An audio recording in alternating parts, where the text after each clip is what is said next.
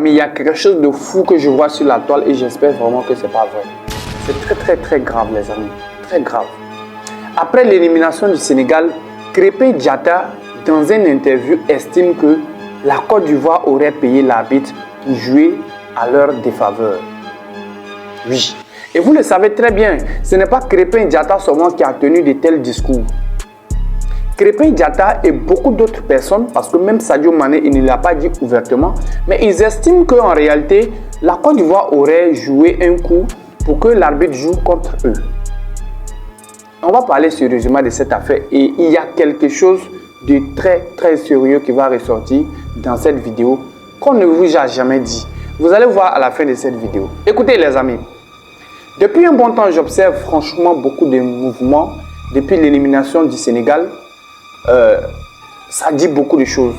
Les joueurs sénégalais se plaignent. Ils se plaignent de l'arbitre. Ils se plaignent de la Côte d'Ivoire, disant qu'on n'a pas joué comme il fallait. On n'a pas franchement fait les choses comme il fallait. Mais pourquoi est-ce que c'est autour du Sénégal de sortie qu'il y a autant de problèmes? Pourquoi c'est lorsque c'est le Sénégal qui doit sortir, il y a eu assez de problèmes de ce genre? Krépin Diatta a estimé qu'on lui a volé, on n'a pas donné un penalty à Ismaël Sarr. Mais moi, je ne veux pas qu'on rentre dans ces paramètres-là. Parce que, franchement, M. Krépin Diatta, si on veut aller sur les termes, les normes du jeu, on a carrément vu votre capitaine qui a commis une faute inconsolable, incontournable, qu'on aurait pu sanctionner avec un carton rouge. Mais l'arbitre n'a pas branché un mot. L'arbitre n'a rien dit.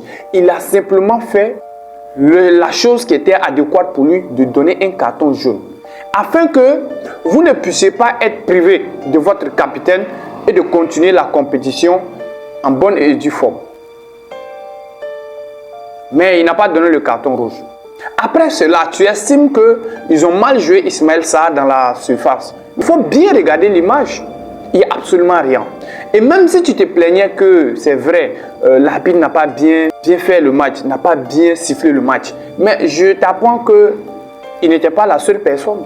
Il y avait aussi des assistants qui dirigeaient la partie technique, la partie vidéo. Il y avait des personnes qui étaient censées faire ressortir ce genre de faute. Est-ce que tu vas dire que toute une compétition, toute une nation, toute une organisation qui a été mise en place afin de pouvoir franchement permettre à ce que votre match avec nous se passe bien a été la corruption? Je ne le pense pas. Arrivé un moment, il va falloir qu'on arrête avec ce genre de stupidité. Parce que moi, c'est des stupidités. Parce que moi, je le dis toujours, si on veut aller dans ces termes-là, ça va franchement, ça ne va pas arranger les choses. Récemment, il y a un étudiant ivoirien au Sénégal qui s'est fait agresser. Imaginez-vous un instant où les supporters ou bien voilà, la diaspora ivoirienne aussi veut réagir. Vous voyez en fait dans quoi est-ce que vous êtes en train de mener les choses. Les choses prennent haute tournure. Chose qu'on ne veut pas, bien évidemment. Chose qu'on ne veut pas. Tu as dit dans l'interview, et je cite, tu vas voir la VAR pour donner un penalty. Un gars, Ismaël Sarr, qui prend le ballon, 40 mètres et fait un chevauché, rentre dans la surface. Et tu ne veux pas aller regarder la VAR. Je suis désolé, mais là, c'est abusé. Je suis vraiment désolé, mais là, ils ont tué notre compétition. Vous êtes des corrompus.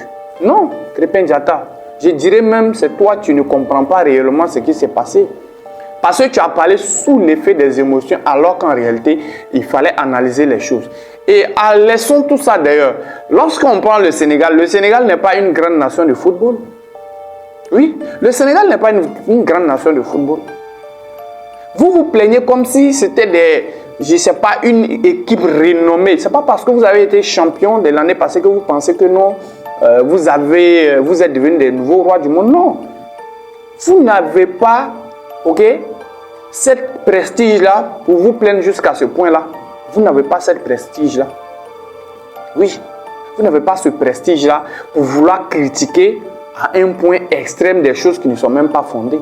Vous n'êtes pas une grande nation de football. À part Sadio Mané, Diouf, qui sont ceux-là qui peuvent franchement faire ce qu'ils ont fait? Personne. Il y a 4 grandes nations de football. Il y a l'Égypte, il y a le Cameroun, il y a le Ghana et il y a le Nigeria.